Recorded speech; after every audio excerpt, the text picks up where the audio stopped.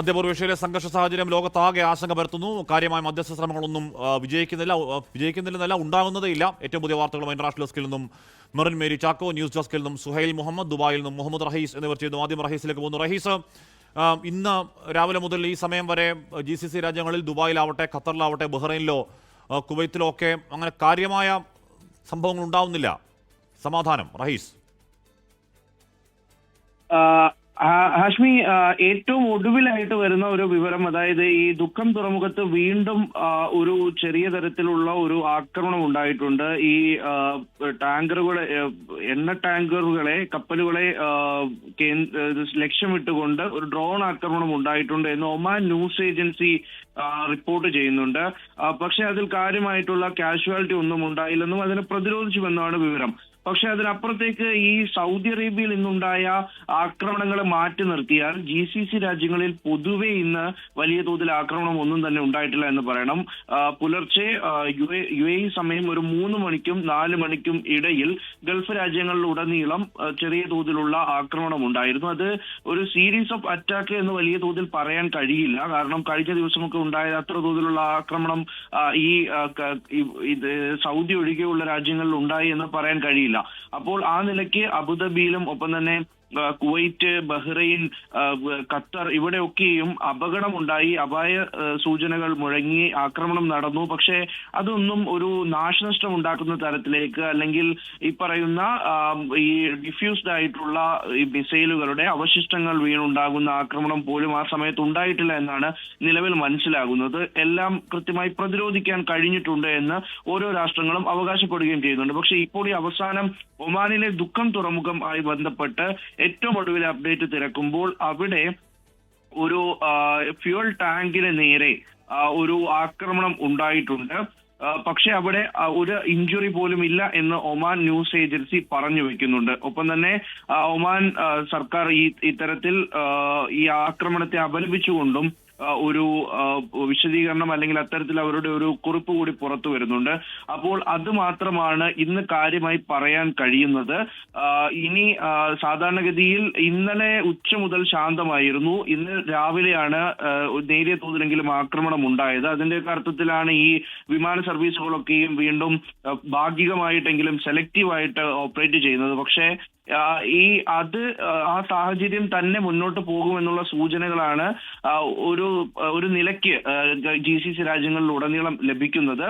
അവിടെ മറ്റു പ്രശ്നങ്ങൾ, ഒരു സീരിയസ്നെസ് അല്ലെങ്കിൽ ഒരു വലിയ തോതിലുള്ള ഒരു ഇഷ്യൂ ആയി മാറുന്ന തരത്തിലേക്ക് ഈ ആക്രമണം നീങ്ങില്ല എന്നാണ് ഈ പറയുന്ന മേഖലയിലൊക്കെ ഓൾമോസ്റ്റ് അമേരിക്കയുടെ എയർബേസുകളിലും പ്രധാനപ്പെട്ട ബേസുകളിലൊക്കെ ഇതിനോടകം ഇറാൻ ആക്രമണം നടത്തി കഴിഞ്ഞിരിക്കുന്നു. അത് കൂടാതെ ഈ പറഞ്ഞ ചില അപ്പാർട്ട്മെന്റുകളിലേക്കും ചില സിവിൽ നിർമ്മിതികളിലേക്കൊക്കെ ആക്രമണം നടത്തി. അപ്പോൾ അതോടുകൂടി ഗൾഫ് മേഖലയിലെ ആക്രമണം അവസാനിപ്പിച്ച് പൂർണ്ണമായി ഇസ്രായേലിനെ കോൺസെൻട്രേറ്റ് ചെയ്യണം ഇറാൻ എന്ന കാര്യം അറിയില്ല. അത് നമ്മൾ കാണുന്ന പോലെ രാത്രിയാകുമ്പോഴേക്കും ഈ സ്ഥിതി മാറുമോ എന്നും അറിയില്ല. മാറാതിരിക്കട്ടെ, അങ്ങനെ സമാധാനം പുലരുന്നെങ്കിലും പുലരട്ടെ.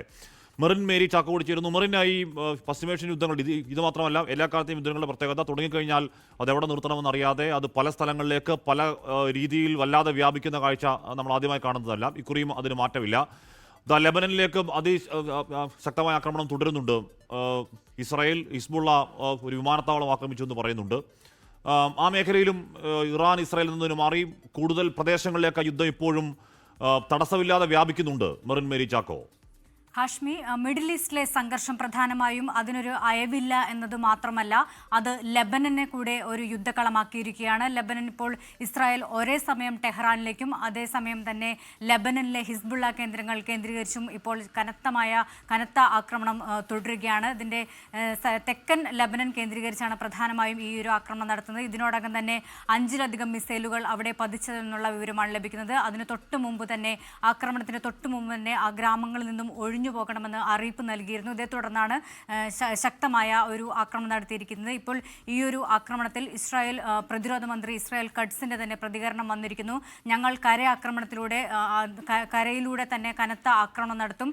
ലെബനന്റെ ശക്തി കേന്ദ്രങ്ങൾ തകർക്കുകയാണ് ലക്ഷ്യം. ആ തകർക്കുന്നതിലൂടെ ഞങ്ങൾ ലക്ഷ്യമിടുന്നത് ഇസ്രായേലി ജനതയുടെ അവരുടെ സുരക്ഷയാണ്. അതിൽ കവിഞ്ഞൊന്നും ഞങ്ങളുടെ ലക്ഷ്യമില്ല, അത് ഞങ്ങൾ ലക്ഷ്യമാക്കുന്നില്ല എന്ന് തന്നെയാണ് ഇസ്രായേൽ പ്രതിരോധ മന്ത്രി ഇസ്രായേൽ കട്സ് ഇപ്പോൾ വ്യക്തമാക്കിയിരിക്കുന്നത്. ഇതിന് ഇതിനെല്ലാം ഇസ്രായേൽ പ്രധാനമന്ത്രി ബെഞ്ചമിൻ നെതന്യാഹു പൂർണ്ണ അധികാരം നൽകിയിട്ടുണ്ട്. ഹെസ്ബുള്ളയുടെ അധികാര കേന്ദ്രങ്ങൾ തകർക്കാൻ പൂർണ്ണ അധികാരം അല്ലെങ്കിൽ അത്തരത്തിലൊരു കമാൻഡ് നൽകിയിട്ടുണ്ടെന്ന് തന്നെയാണ് ഇപ്പോൾ ഇസ്രായേൽ കട്സ് പറഞ്ഞിരിക്കുന്നത്. മാത്രവുമല്ല, ഇപ്പോൾ ഹിസ്ബുള്ള പറയുന്നത് ഇസ്രായേലിൻ്റെ 3 കേന്ദ്രങ്ങളിൽ ഇപ്പോൾ ആക്രമണം നടത്തിയെന്നാണ്. പ്രധാനമായും ഇസ്രായേലിൻ്റെ 3 സൈനിക കേന്ദ്രങ്ങളായിട്ടുള്ള നഫ ബേസ്, മെറോൺ, അതേപോലെ തന്നെ രാമത്ത് ഡേവിഡ് തുടങ്ങിയ 3 സൈനിക കേന്ദ്രങ്ങൾ ആക്രമിച്ചെന്നുള്ള വിവരവും ഇപ്പോൾ വരുന്നുണ്ട്. ഈ നഫ ബേസ് എന്ന് പറയുന്നത് ഗോലാൻ കുന്നുകളിലാണ്.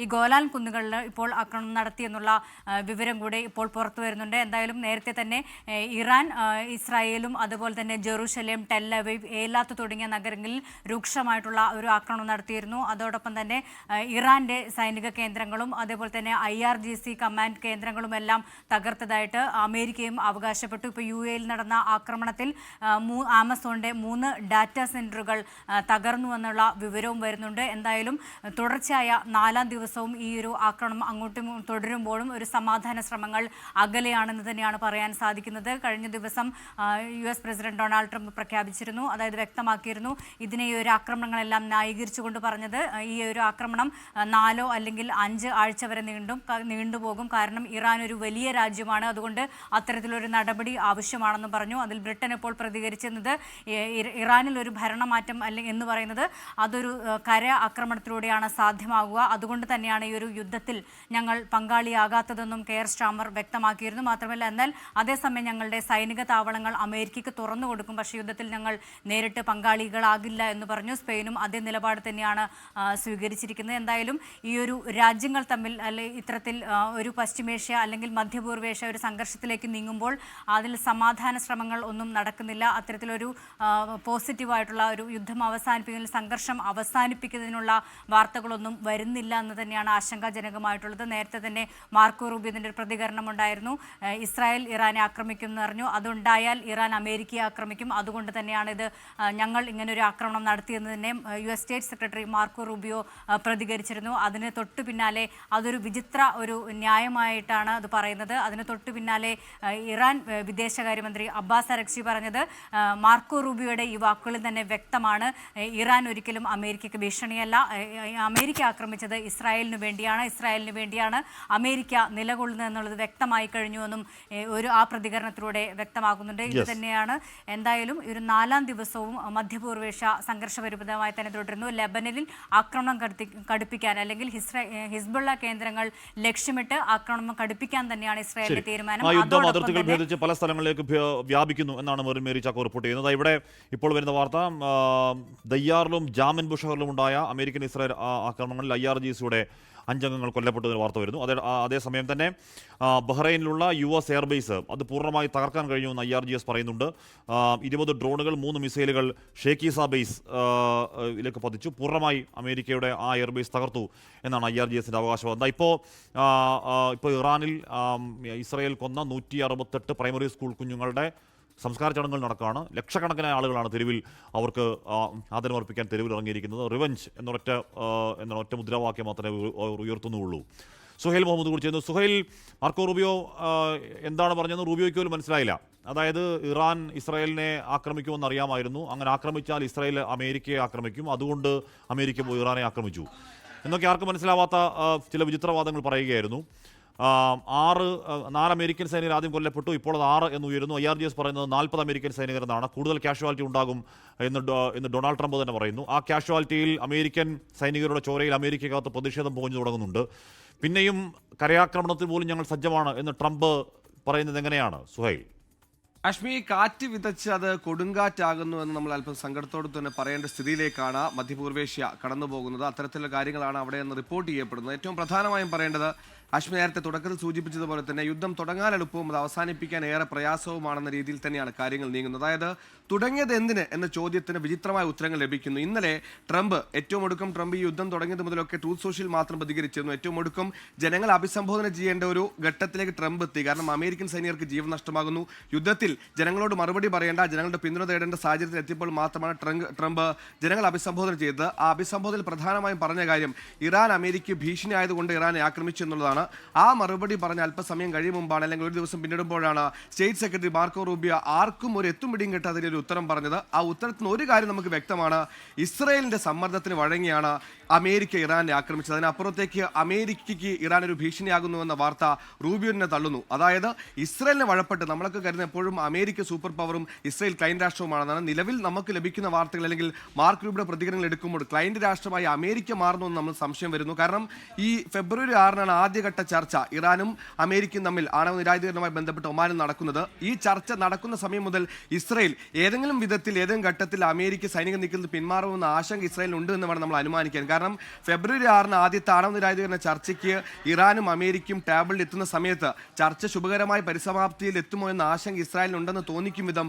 ഫെബ്രുവരി 11 ട്രംപുമായി നെതന്യാഹു അമേരിക്കത്തിൽ കൂടിക്കാഴ്ച നടത്തുന്നുണ്ട്. അതിന്റെ പ്രധാന ഉദ്ദേശമായി നമുക്ക് നിലവിൽ അനുമാനിക്കാൻ സാധിക്കുക, ഈ പറഞ്ഞതുപോലെ ഏതെങ്കിലും ഒരു കോംപ്രമൈസിലേക്ക് ആണവ നിരായുധീകരണവുമായി ബന്ധപ്പെട്ട് ഇറാനും അമേരിക്കയും തമ്മിൽ എത്തിക്കഴിഞ്ഞാൽ, ഇറാനും അമേരിക്കയുടെ പ്രശ്നം അവിടെ തീർന്നു കഴിഞ്ഞാൽ അത് ഏറ്റവും കൂടുതൽ പ്രതിസന്ധിയാകുന്ന ഇസ്രായേലിനാണ്. കാരണം ഇസ്രായേലിനെ സംബന്ധിച്ചിടത്തോളം ആ മേഖലയിലെ ഇസ്രായേലിന്റെ ഏറ്റവും വലിയ വെല്ലുവിളി ഇറാനാണ്. അതുകൊണ്ട് ഒരിക്കലും ഒരു കാലത്തും അമേരിക്ക ഇറാൻ തമ്മിലുള്ള പ്രശ്നം തീരരുതെന്ന് അങ്ങേയറ്റം ആഗ്രഹിച്ച രാജ്യം ഇസ്രായേൽ തന്നെയാണ്. അങ്ങനെ ഇസ്രായേലിനെ വഴങ്ങിക്കൊണ്ട് വിധേയപ്പെട്ടുകൊണ്ടാണ് അമേരിക്ക നിലവിൽ യുദ്ധം നടത്തിയെന്ന രീതിയിലേക്കുള്ള അനുമാനങ്ങൾ ലോകരാജ്യങ്ങളിലടക്കം വരുന്നുണ്ട്. അതിന് ഏറ്റവും പ്രധാനപ്പെട്ട കാരണം മാർക്ക് റൂബിയുടെ ഏറ്റവും ഒടുവിലത്തെ പ്രതികരണമാണ്. ഇസ്രായേലിന് വേണ്ടി അമേരിക്ക ഇറാനെ ആക്രമിച്ചു എന്ന പ്രതികരണം ആ രീതിയിൽ വിലയിരുത്തപ്പെടുമെന്ന കാര്യത്തിൽ സംശയമില്ല. രണ്ടാമത്, ഇതിനൊരു അവസാനം വേണം. കണ്ണും പൂട്ടി ഇറാൻ അടിക്കുന്നു നമ്മൾ പറയുമ്പോഴും കണ്ണും പൂട്ടി അടിക്കുന്നതിനിടെ ഇറാന് കൃത്യമായ കണക്കൂട്ടലുണ്ട്. കാരണം നമുക്കറിയുന്ന പോലെ തന്നെ വ്യോമാക്രമണം കൊണ്ടോ അല്ലെങ്കിൽ ഈ പറഞ്ഞ എയർ സ്ട്രൈക്കുകൾ കൊണ്ടോ ഒരു രാജ്യത്തെ ഭരണത്തെ അട്ടിമറിക്കുകയോ അതിനെ കീഴ്പ്പെടുത്താൻ സാധിക്കുന്ന കാര്യമല്ല. പക്ഷേ നിലവിൽ നമുക്കറിയുന്ന ഒരേ ഒരു കാര്യം, കരയുദ്ധം മാത്രമാണ് ഇറാനെ കീഴ്പ്പെടുത്താൻ, ഇറാനെ കീഴടപ്പിക്കാൻ അമേരിക്ക മുന്നിൽ നിർവാഹമുള്ളൂ. അങ്ങനെ കീഴ്പ്പെടുത്തണമെങ്കിൽ അമേരിക്ക ഏറ്റവും കൂടുതൽ ഉപയോഗിക്കാൻ പോകുന്നത് മധ്യപൂർവേഷ്യകളിലെ അമേരിക്കൻ സൈനിക താവളങ്ങളാണ്, അമേരിക്കൻ ബേസുകളാണ്. ആ ബേസുകളെ ഇല്ലാതാക്കുക എന്നത് ഇറാനെ സംബന്ധിച്ചിടത്തോളം റീറ്റാലിയേറ്ററി ആക്ഷൻ മാത്രമല്ല, അതൊരു പ്രതിരോധം മാത്രമാണ്. നമ്മൾക്കറിയുന്ന പോലെ തന്നെ ഇസ്രയേലിനെ അമേരിക്കയൊക്കെ താരതമ്യം ചെയ്യുമ്പോൾ അത്ര ശക്തമായ എയർ ഡിഫൻസ് മെക്കാനിസം ഒന്നും ഇറാനില്ല.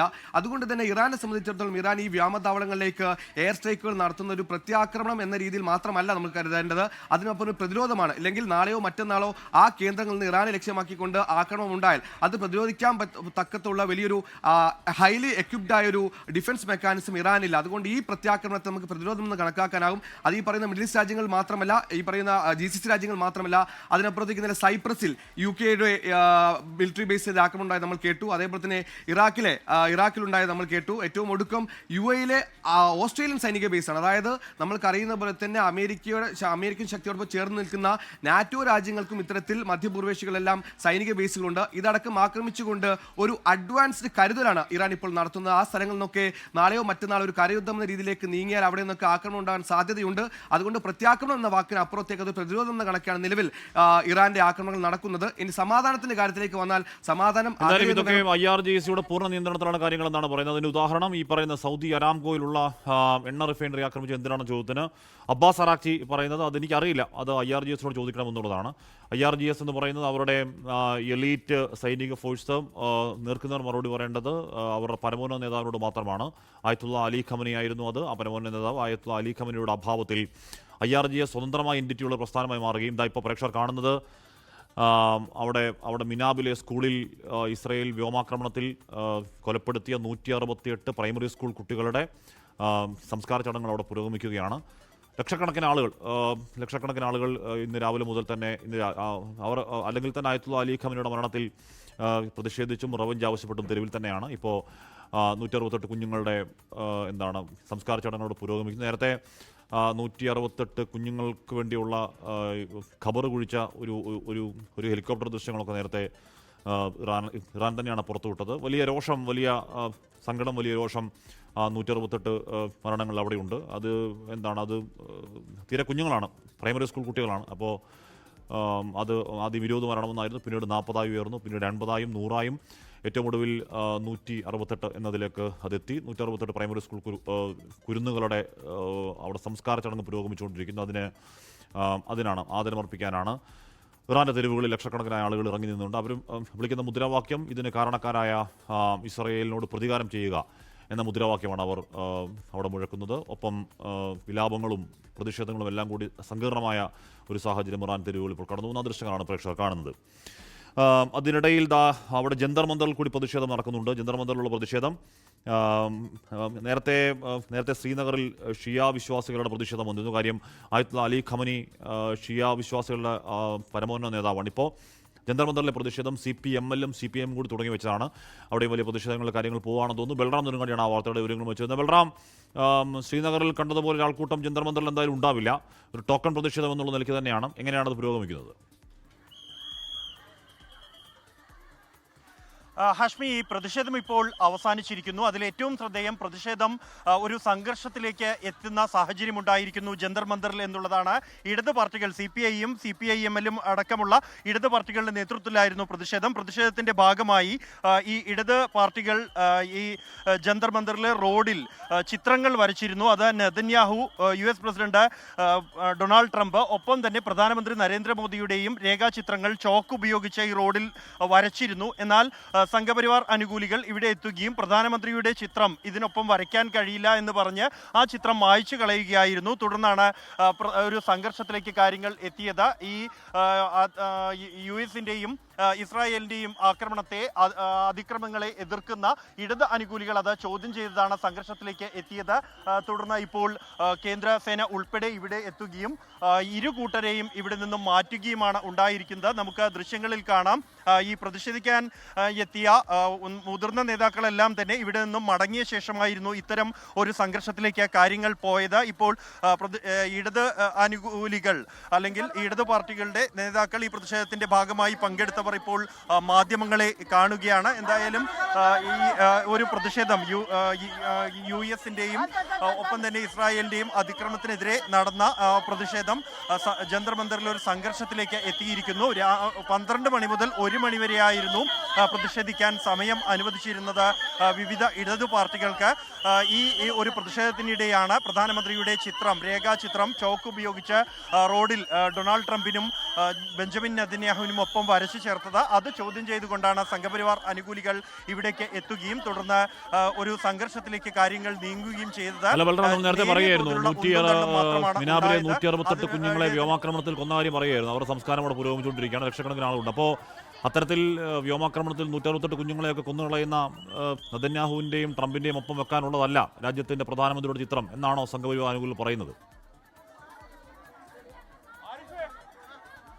തീർച്ചയായും ഹാഷ്മി, അത്തരത്തിലുള്ള ഒരു വാദം തന്നെയാണ് ഈ ഒരു പ്രതിഷേധക്കാർ അല്ലെങ്കിൽ പ്രധാനമന്ത്രിയെ അനുകൂലിച്ചുകൊണ്ട് ഇവിടെ എത്തുകയും വരച്ചിരുന്ന പ്രധാനമന്ത്രിയുടെ ചിത്രം മായ്ച്ചു കളയുകയും ചെയ്ത ഈ സംഘപരിവാർ അനുകൂലികൾ അവർ വ്യക്തമാക്കിയത് മറ്റ് ഡൊണാൾഡ് ട്രംപിൻ്റെയോ ബെഞ്ചമിൻ നെതന്യാഹുവിൻ്റെയോ ചിത്രത്തിനോടൊപ്പം രാജ്യത്തെ പ്രധാനമന്ത്രിയുടെ ചിത്രം വരച്ചു ചേർക്കരുത് എന്നുള്ളതായിരുന്നു അവരുടെ ആവശ്യം. അവർ തന്നെ അത് മായ്ച്ചു കളയുകയും ചെയ്തു. ആ ഘട്ടത്തിലാണ് ചോദ്യം ചെയ്തുകൊണ്ട് ഈ സമരാനുകൂലികൾ അല്ലെങ്കിൽ പ്രതിഷേധിക്കാൻ ഇവിടെ എത്തിയ മറ്റ് ഇടത് സംഘടനകൾ അവിടെ എത്തിയത്. അത് നേരിയ ഉന്തും തള്ളിലേക്കും കാര്യങ്ങൾ എത്തുന്ന സാഹചര്യമുണ്ടായി. തുടർന്നാണ് കേന്ദ്രസേനയും പോലീസും ഇവിടെ എത്തുകയും എല്ലാവരോടും ഉടൻ തന്നെ ഒഴിഞ്ഞു പോകാൻ ആവശ്യപ്പെടുകയും ചെയ്തത്.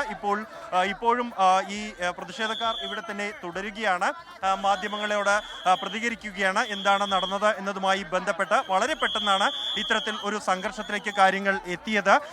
പ്രതിഷേധം ഏതാണ്ട് പൂർത്തിയായി. അതായത് 12 മണി മുതൽ 1 മണി വരെയായിരുന്നു പ്രതിഷേധിക്കാൻ അനുവദിച്ചിരുന്ന സമയം. 1 മണിയോടെ തന്നെ പ്രധാന നേതാക്കളെല്ലാം തന്നെ പിരിഞ്ഞു പോയിരുന്നു. അതിനുശേഷം മറ്റ് ആളുകൾ പിരിഞ്ഞു പോകാൻ തുടങ്ങുന്ന ഘട്ടത്തിലായിരുന്നു ഇത്തരത്തിൽ പ്രധാനമന്ത്രിയുടെ ചിത്രം വരച്ചത് ചോദ്യം ചെയ്തുകൊണ്ട് എത്തിയതും പ്രധാനമന്ത്രിയുടെ ചിത്രം മായ്ച്ചു കളയുകയും ചെയ്തത്. മറ്റ് ഡൊണാൾഡ് ട്രംപിന്റെയും ബെഞ്ചമിൻ നെതന്യാഹുവിന്റെയും ചിത്രങ്ങൾ ആ റോഡിൽ തന്നെയുണ്ട്. പ്രധാനമന്ത്രി മോദിയുടെ ചിത്രം മായ്ച്ചു കളയുകയായിരുന്നു. തുടർന്നാണ് നേരിയ സംഘർഷത്തിലേക്ക് കാര്യങ്ങൾ പോവുകയും ഇപ്പോൾ കേന്ദ്രസേന ഉൾപ്പെടെ ഇവിടെ എത്തി പ്രതിഷേധക്കാരെ മുഴുവനായും ജന്തർ മന്ദർ ഒഴിപ്പിക്കുകയും ചെയ്യുന്നത്. ഇപ്പോഴും ഒഴിപ്പിക്കൽ പുരോഗമിച്ചുകൊണ്ടിരിക്കുകയാണ്. ഭൂരിഭാഗം പ്രതിഷേധക്കാരും ഇവിടെ നിന്ന് ഇപ്പോൾ പോയിരിക്കുന്നു. എല്ലാവരോടും ഇവിടെ നിന്നും മാറാനാണ് ഇപ്പോൾ ഡൽഹി പോലീസും കേന്ദ്രസേനയും ആവശ്യപ്പെടുന്നത്. ഹാഷ്മി, ബൽറാം നെടുങ്ങാടിയാണ് ആ വാർത്തയുടെ വിവരങ്ങൾ നൽകിയത്. 168 കുഞ്ഞുങ്ങളുടെ ചോര കയ്യിലുള്ള നെതന്യാഹുവിൻ്റെയും ട്രംപിൻ്റെയും ഒന്നും കൂടെ വെക്കാനുള്ളതല്ല രാജ്യത്തിൻ്റെ പ്രധാനമന്ത്രിയുടെ ചിത്രം. അങ്ങനെ വരച്ചുകൂടാ എന്നാണ് തോന്നുന്നു സംഘപരിവാർ അനുകൂലികൾ പറഞ്ഞത്. അത് മായ്ച്ചു കളയുകയും ചെയ്തു. നല്ല കാര്യമാണത്. ഇവിടെ നേരത്തെ ഇന്നലെ നദാൻസിലെ ആണവ കേന്ദ്രത്തിൽ US ആക്രമിച്ചെന്ന് ഇറാൻ ആരോപിച്ചിരുന്നു. അതിൻ്റെ ഉപഗ്രഹ ചിത്രങ്ങൾ ഇപ്പോൾ പുറത്തു വന്നിട്ടുണ്ട്. സുഹൈൽ മുഹമ്മദ് തുടരുന്നുണ്ട്. സുഹൈൽ, അവിടെ ആണവ വികിരണത്തിനുള്ള സാധ്യതയുണ്ട് എന്ന് IAEAയുടെ അവിടുത്തെ അംബാസഡർ പറയുകയും എന്നാൽ റാഫേൽ ഗ്രോസി അതിൻ്റെ കൃത്യമായ വിവരങ്ങൾ കിട്ടിയിട്ടില്ല എന്ന് പറയുകയൊക്കെ ചെയ്തതാണ് ഇന്നലെ. ഈ ഉപഗ്രഹ ചിത്രങ്ങളിൽ വ്യക്തമാവുന്നത് എന്താണ്? ആണവ വികിരണത്തിൻ്റെ ഏതെങ്കിലും പോസിബിലിറ്റി അവിടെയുണ്ടോ സുഹൈൽ? നിലവിൽ ആണവ വികിരണത്തിന്റെ പോസിബിലിറ്റി ഉണ്ടോ എന്ന കാര്യത്തിൽ വ്യക്തത വന്നിട്ടില്ല. പക്ഷേ ഇന്നലെ നദാൻസ് ആണവ കേന്ദ്രത്തിന് നേരെ ആക്രമണം ഉണ്ടായി എന്ന് ഇറാൻ സ്ഥിരീകരിച്ചിരുന്നു. ഇറാന്റെ ഈ പറയുന്ന പോലെ തന്നെ UN വാച്ച് ഡോഗ് ആണ് ഇന്റർനാഷണൽ അറ്റോമിക് എനർജി ഏജൻസി. അതിന്റെ ഇറാൻ അംബാസഡർ തന്നെയാണ് ഈ കാര്യം വ്യക്തമാക്കിയത്. പക്ഷേ ആണവ നിലയത്തിന്റെ ആക്രമണം ഉണ്ടായെന്ന കാര്യത്തിൽ ഇസ്രയേലോ അമേരിക്കയോ യാതൊരുവിധ സ്ഥിരീകരണം ഉണ്ടായിട്ടില്ല, അല്ലെങ്കിൽ അതുമായി ബന്ധപ്പെട്ട് പ്രതികരിക്കാൻ തയ്യാറായിരുന്നില്ല. അതിനിടെയാണ് നദാൻസിലുണ്ടായ ഈ ആണവ കേന്ദ്രത്തിന് നേരെ ഉണ്ടായ ആക്രമണത്തിന്റെ എന്ന് പറയുന്ന സാറ്റലൈറ്റ് ദൃശ്യങ്ങൾ ഇപ്പോൾ ഇറാൻ പുറത്തുവിട്ടിരിക്കുന്നത്. അതോടൊപ്പം തന്നെ നദാൻസിൽ മാത്രമല്ല, നമ്മൾക്കറിയുന്ന പോലെ ഇസ്ഫഹാൻ ഷിറാസും അടക്കമുള്ള ഇടങ്ങളിൽ ആണവ കേന്ദ്രങ്ങൾ കൂടി ആക്രമണം ഉണ്ടായെന്ന് ഇറാൻ പറയുന്നുണ്ട്. കഴിഞ്ഞ തവണ ഫോർദോ ആണവ നിലയവുമായി ബന്ധപ്പെട്ട് അമേരിക്ക ആക്രമണം ഉണ്ടായതിന് പിന്നാലെയാണ് അമേരിക്കൻ എയർബേസുകളിലേക്ക് ഇറാൻ ആക്രമിച്ചത്. അന്ന് ഒരൊറ്റ ആണവ ബേസിൽ മാത്രം നേരെ ആക്രമണം ഉണ്ടായപ്പോൾ തന്നെ വലിയ രീതിയിൽ റിട്ടാലിയേറ്റ് ചെയ്ത രാജ്യം കൂടിയാണ് ഇറാൻ. എന്നാൽ ഇന്ന് 2-3 ആണവ നിലയങ്ങൾക്ക് നേരെ ആക്രമണം ഉണ്ടായെന്ന രീതിയിൽ ഇറാൻ തന്നെ വാർത്തകൾ സ്ഥിരീകരിക്കുമ്പോൾ യുദ്ധത്തിന്റെ വ്യാപ്തി അത് ഏറുമെന്ന കാര്യത്തിൽ ഒരു ആശങ്ക നമുക്ക് വരുന്നുണ്ട്. കാരണം ആണവ വികിരണമൊക്കെ സംഭവിച്ചാൽ നമ്മൾ കരുതുന്ന അപ്പുറത്തേക്കുള്ള വിനാശത്തിലെ കാര്യങ്ങൾ നീങ്ങും. അത് ഇറാനെ കൊണ്ട് കടുങ്കയിലേക്കൊക്കെ കടപ്പിക്കും, അല്ലെങ്കിൽ അതിന്റെ അങ്ങേ അറ്റത്തേക്ക് ആണവവികരണം സംഭവിച്ചാൽ ആ രാജ്യത്തിന് നാശമുണ്ടാകുന്ന കാര്യമാണ്. അപ്പോൾ അവരുടെ എക്സ്ട്രീം എൻഡിലേക്ക് ആ രാജ്യത്തെ ജനങ്ങൾ അത്രത്തോളം ദുസ്സഹമായ അവസ്ഥയിലേക്ക് നീങ്ങുമ്പോൾ ഏത് രീതിയിലേക്കുള്ള തിരിച്ചടിയിലേക്ക് ഇറാൻ ഇനി നീങ്ങുമെന്ന കാര്യത്തിൽ നമുക്ക് ആശങ്ക ഉണ്ടാക്കുന്നുണ്ട്. എന്നാൽ നിലവിൽ അമേരിക്കയും ഇസ്രായേൽ ഈ ആണവ നിലയവുമായി ബന്ധപ്പെട്ട് നടത്തുന്ന ആക്രമണങ്ങളിൽ വ്യക്തത വരുത്തുന്നില്ലെങ്കിലും ഇറാൻ ഇപ്പോൾ സാറ്റലൈറ്റ് ദൃശ്യങ്ങളടക്കം പുറത്തുവിട്ടുകൊണ്ട് അവരുടെ ആണവ നിലയത്തിലേക്ക് അടക്കം പ്രഹരമേൽക്കുന്നുണ്ട്. അതുകൊണ്ട് തന്നെ തിരിച്ചറി അത് ഇതിനും അപ്പുറം അതിന്റെ മാക്സിമം എക്സ്റ്റൻഡിലേക്ക് പോയേക്കുമെന്ന രീതിയിലുള്ള സൂചനകൾ കൂടി ഇറാൻ നൽകുന്നു. അതേസമയം തന്നെയാണ് റമാത്ത് ഡേവിഡ് എയർബേസ് അടക്കമുള്ള ഇസ്രയേൽ ഇടങ്ങളിൽ ആക്രമണം നടത്തുന്നത്. പ്രത്യേകിച്ച് ഇന്ന് പ്രധാനമായും ഇസ്രയേൽ ആക്രമണം ഉണ്ടായിരുന്നതെല്ലാം ലെബനൻ മേഖലയിൽ നിന്നാണ്, ഹിസ്ബുള്ള കമാൻഡുകളിൽ നിന്നാണ് ആക്രമണം ഉണ്ടായത്. അതിന് പുറമെ ഇറാനും ഇസ്രയേലിലേക്ക് സമാനമായ രീതിയിൽ ഇന്നും ഒരു വലിയ റിട്ടാലിയേഷനിലേക്ക് ഒരുങ്ങുന്ന വാർത്ത കൂടി വരുന്നുണ്ട്. ഹാഷ്മി. ഓക്കെ, സുഹൈൽ മുഹമ്മദാണ് വാർത്തകൾ വിവരങ്ങൾ. നേരത്തെ 12 ഡേ വാറിലും ഈ പറയുന്ന പോലെ നദാൻസ് ആണവ കേന്ദ്രം ആക്രമിച്ചതാണ്. അന്ന് ഡൊണാൾഡ് ട്രംപ് പറഞ്ഞത് ഇറാന്റെ ആണവ ശേഷിയെ പരിപൂർണമായി ഒബ്ലിട്രേറ്റ് ചെയ്തു എന്നാണ് പറഞ്ഞത്, പരിപൂർണമായി നശിപ്പിച്ചു എന്നാണ് പറഞ്ഞത്. അപ്പോൾ അങ്ങനെ പൂർണ്ണമായി നശിപ്പിച്ചെങ്കിൽ അവിടെ ഒന്നുമില്ലെങ്കിൽ പിന്നെ എന്തിനാണ് പിന്നെയും നദാൻസിൽ ബോംബിടുന്നത് എന്ന കാര്യം അറിയില്ല. അന്ന് ഈ പറഞ്ഞ ബങ്കർ ബസ്റ്റർ B2 ബോംബറൊക്കെ ആയിരുന്നു അന്ന് വലിയ ആഘോഷത്തോടെ ഇട്ടത്. അപ്പോൾ അന്ന് ഈ പറയുന്ന സമ്പുഷ്ട ഉറേനൊക്കെ അവിടുന്ന് മാറ്റിയെന്നും അവിടുത്തെ സെൻട്രിഫ്യൂജുകൾ കാര്യമായി തകരാറില്ലെന്നൊക്കെ അന്ന് പറഞ്ഞു കേട്ടിരുന്നു. അപ്പോൾ അത് അമേരിക്ക ബോധ്യമായതുകൊണ്ടാണോ വീണ്ടും നദാൻസ് ആക്രമിക്കാനുള്ള ശ്രമമെന്ന് അറിയില്ല.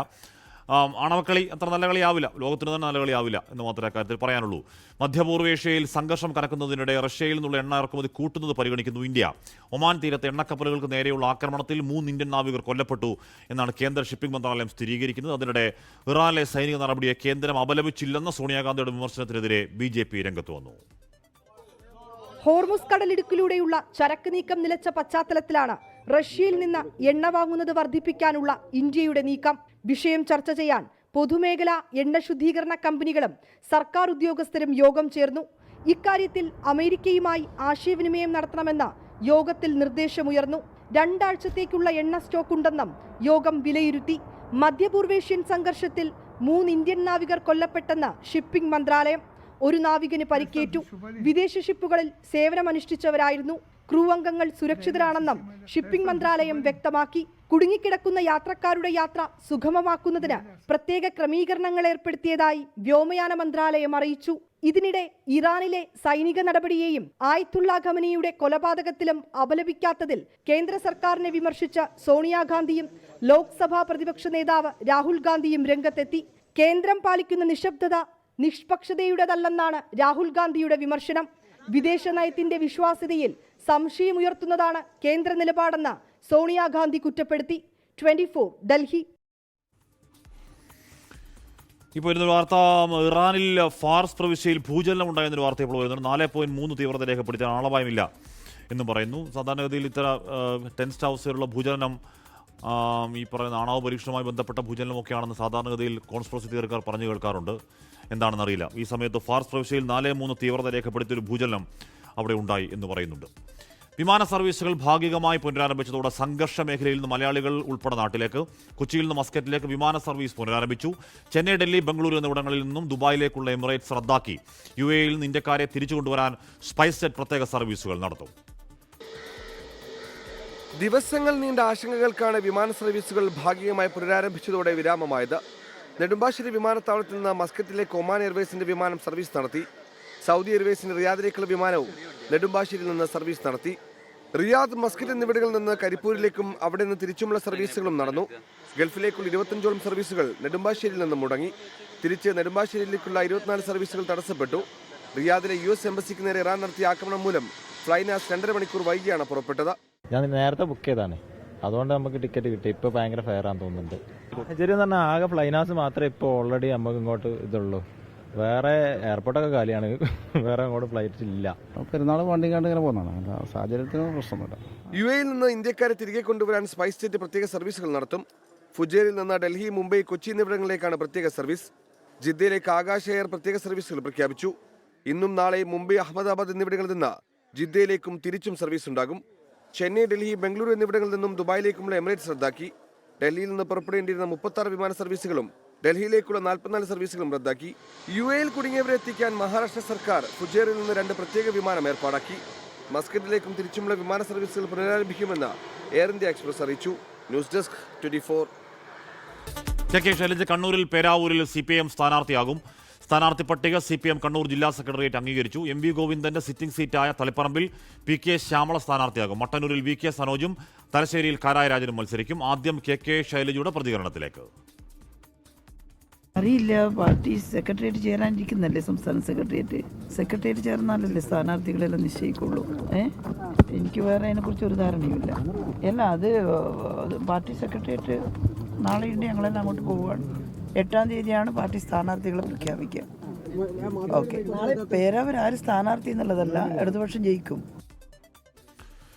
അജീഷ് ശിവകുമാർ വാർത്തകൾ ഒരുമിച്ചിരുന്നു. അജീഷ്, മട്ടന്നൂർ അല്ലെങ്കിൽ മത്സരിക്കാനില്ല എന്നൊരു നിലപാടിലേക്ക് KK ശൈലജ ആദ്യം ഉണ്ടായിരുന്നു. പിന്നീട് അതിൽ കുറച്ച് ഉറച്ചു നിന്നിരുന്നു. പിന്നീടാണ് അതിൽ നിന്ന് മാറിയത് എന്നൊക്കെ നമുക്ക് വാർത്തകൾ ഉണ്ടായിരുന്നല്ലോ. അപ്പോൾ പേരാവൂരിൽ മത്സരിക്കാൻ KK ശൈലജയുടെ സന്നദ്ധതയോടുകൂടിയുള്ള തീരുമാനമാണോ അജീഷ്? മട്ടന്നൂരിൽ 2 ടേം വ്യവസ്ഥ വന്നതോടെയാണ് KK ശൈലജ ടീച്ചറിന് മാറേണ്ടി വന്നത്. പക്ഷേ സംസ്ഥാന നേതൃത്വം ഇടപെട്ടാണ് പേരാവൂരിൽ മത്സരിക്കണമെന്ന് ആവശ്യപ്പെട്ടത്. പിന്നീട് ഈ ആവശ്യം KK ശൈലജനെ അംഗീകരിക്കുകയായിരുന്നു. സംസ്ഥാന ജില്ലാ സെക്രട്ടേറിയറ്റ് ചേർന്നപ്പോഴും പേരാവൂരിൽ KK ശൈലജയെ തന്നെ മത്സരിപ്പിച്ചാൽ മതി എന്നുള്ളൊരു തീരുമാനത്തിലേക്ക് എത്തുകയായിരുന്നു. അവിടുത്തെ ഏരിയ സെക്രട്ടറി സക്കീർ ഹുസൈൻ്റെ പേരുകൾ ഉയർന്നു വന്നിരുന്നെങ്കിലും ശക്തമായൊരു മത്സരം കാഴ്ചവെക്കണമെങ്കിൽ വലിയ പ്രതിച്ഛായയുള്ള നേതാവായിട്ടുള്ള KK ശൈലജയെ തന്നെ ഇറക്കണം എന്നുള്ളൊരു ആവശ്യം തന്നെയായിരുന്നു ജില്ലാ സെക്രട്ടേറിയറ്റിൽ ഭൂരിഭാഗം പേർക്കും ഉണ്ടായിരുന്നത്. അങ്ങനെയാണ് KK ശൈലജയെ പേരാവൂരിൽ മത്സരിപ്പിക്കണമെന്നുള്ളൊരു നിർദ്ദേശം വന്നത്. നേരത്തെ അവിടെ നിന്ന് 2006-ൽ ജയിച്ച് MLA ആയിട്ടുള്ള വ്യക്തി കൂടിയാണ് KK ശൈലജ. പിന്നീടാണ് അവിടുന്ന് കൂത്തുപറമ്പിലേക്കും പിന്നീട് മട്ടന്നൂരിലേക്കും KK ശൈലജ മാറിയത്. എന്തായാലും 2-ാം അംഗത്തിന്, അതായത് പേരാവൂരിൽ ഒരു 2-ാം അംഗത്തിന് KK ശൈലജ ഇറങ്ങുന്നു എന്നുള്ളതാണ് ഏറ്റവും ശ്രദ്ധേയമായിട്ടുള്ള കാര്യം. കഴിഞ്ഞ തവണ 4000-ന് താഴെ ഭൂരിപക്ഷത്തിന് മാത്രമാണ് സണ്ണി ജോസഫ് പേരാവൂരിൽ ജയിച്ചു കയറിയത്. ഒന്ന് ആഞ്ഞു പിടിച്ചു കഴിഞ്ഞാൽ തിരിച്ചു കിട്ടും എന്നുള്ളൊരു പ്രതീക്ഷ ഇടതുപക്ഷത്തിന് ഉള്ള ഒരു മണ്ഡലം കൂടിയാണ് പേരാവൂർ. അങ്ങനെയാണ് പേരാവൂരിൽ KK ശൈലജയെ മത്സരിപ്പിക്കുന്നത്. മട്ടന്നൂരിൽ കുറച്ചും കൂടി LDFന് സേഫ് ആയിട്ടുള്ളൊരു മണ്ഡലമാണ്. സംസ്ഥാനത്ത് തന്നെ ഏറ്റവും കൂടുതൽ ഭൂരിപക്ഷത്തിൽ കഴിഞ്ഞ തവണ KK ശൈലജ ജയിച്ച മണ്ഡലമാണ്. 60,000 ഭൂരിപക്ഷം ഉണ്ടായിരുന്നു. അവിടെ ഇത്തവണ DYFയുടെ സംസ്ഥാന സെക്രട്ടറി VK സനോജിനെ മത്സരിപ്പിക്കാനാണ് ജില്ലാ സെക്രട്ടറി തീരുമാനിച്ചിരിക്കുന്നത്. മറ്റൊരു പേരൊന്നും അവിടെ ഉയർന്നു വന്നില്ല. മറ്റൊരു പ്രധാനപ്പെട്ട കാര്യം തളിപ്പറമ്പ് മണ്ഡലമാണ്. അവിടെ CPMന്റെ സംസ്ഥാന സെക്രട്ടറി MV ഗോവിന്ദൻ, അദ്ദേഹം സംസ്ഥാന സെക്രട്ടറിയായി ചുമതല ഏറ്റെടുത്തത് കൊണ്ടാണ് അദ്ദേഹത്തെ ആ സീറ്റിൽ നിന്ന് മാറ്റാൻ കാരണം. അദ്ദേഹം ഒരു തവണ മാത്രമാണ് തളിപ്പറമ്പിൽ ഇത്തവണ മത്സരിച്ചത്. 2 ടേം അദ്ദേഹത്തിന് ബാധകമായിരുന്നില്ല. പക്ഷേ അവിടെ അദ്ദേഹത്തിന് പകരം അദ്ദേഹത്തിൻ്റെ ഭാര്യ PK ശ്യാമളയാകും LDF മത്സരിപ്പിക്കുക. കണ്ണൂർ ജില്ലാ കമ്മിറ്റി അംഗമാണ്. ആന്തൂർ നഗരസഭയുടെ മുൻ ചെയർപേഴ്സണായിരുന്നു. അങ്ങനെ CPM-ഉമായിട്ട് CPM സജീവ CPM പ്രവർത്തക കൂടിയാണ് PK ശ്യാമളയായിരിക്കും തളിപ്പറമ്പ് മണ്ഡലത്തിൽ LDF സ്ഥാനാർത്ഥിയായി മത്സരിക്കുക. മറ്റു മണ്ഡലങ്ങളിൽ പയ്യന്നൂർ TI മധുസൂദനൻ തന്നെ, അദ്ദേഹം ഒരു തവണ മാത്രമാണ് മത്സരിച്ചത്. അഴീക്കോട് KV സുമേഷ് തന്നെയായിരിക്കും. കല്യശ്ശേരി M വിജയനായിരിക്കും മത്സരിക്കുക. അങ്ങനെ മറ്റു മണ്ഡലങ്ങളിലൊന്നും വലിയ മാറ്റമില്ല. തലശ്ശേരിയിലാണ് 2 ടേം ബാധകമായിട്ടുള്ള AN ഷംസീർ മാറി പകരം കാരായി രാജനായിരിക്കും അവിടെ LDF സ്ഥാനാർത്ഥിയായി മത്സരിക്കുക. മുൻ കണ്ണൂർ ജില്ലാ പഞ്ചായത്ത് അംഗം കൂടിയായിരുന്നു കാരായി രാജൻ. അങ്ങനെ കണ്ണൂർ ജില്ലയിലെ മറ്റു 3 മണ്ഡലങ്ങൾ, അത് കണ്ണൂർ, ഇരിക്കൂർ, കൂത്തുപറമ്പ്, ഈ 3 മണ്ഡലങ്ങൾ അത് ഘടകകക്ഷികൾക്കുള്ളതാണ്. കണ്ണൂരിൽ കോൺഗ്രസ് എസും. എന്തായാലും KK ശൈലജ പേരാവൂരിൽ മത്സരിക്കുമെന്ന കാര്യം ഏതാണ്ട് ഉറപ്പിക്കാവുന്ന മട്ടുണ്ട്. അങ്ങനെയാണെങ്കിൽ അവിടെ സണ്ണി ജോസഫ് KK ശൈലജ പോരാട്ടം വരും. KK ശൈലജയ്ക്ക് ഒരിക്കൽ അവിടെ ജയിച്ച ചരിത്രമുണ്ടെങ്കിലും പിന്നീട് ഈ പറയുന്ന സണ്ണി ജോസഫ് പലയാവർത്തി ജയിച്ചുകൊണ്ട് അത് അവരുടെ അവരുടെ കരുത്തൻ കോട്ടയാണ് എന്ന് കോൺഗ്രസ് അവകാശപ്പെടുന്ന മണ്ഡലമാണ് പേരാവൂർ. അവിടെ കെ കെ ശൈലജ കൂടി വരുമ്പോൾ ഒരു ഗംഭീരമായ മത്സരം ഉണ്ടാകുമെന്ന കാര്യത്തിൽ തർക്കം വേണ്ട. ഭക്തിസാന്ദ്രം തലസ്ഥാനം.